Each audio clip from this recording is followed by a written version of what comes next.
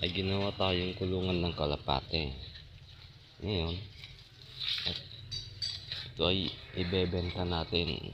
Kaya kung sino man yung mahilig dyan magkalapate mga kablog, just comment lang po kayo dito sa YouTube channel natin. Ayun o. Patapos na din siya mga kablog. Yung ano na lang, yung bubong.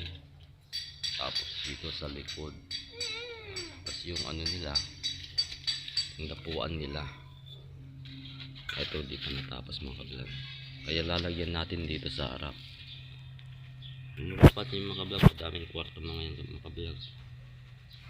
18 dab ang pwedeng ilagay mo dito mga kablog. Isa lang dito sa taas, isang kwarto lang mga kablog dyan. Pero hindi pa tapos yan mga kablog.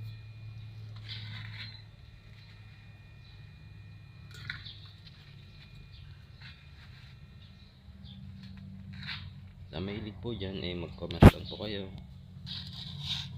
and paki-like, subscribe, follow and paki-click na din yung ring bell natin mga kablog. God bless.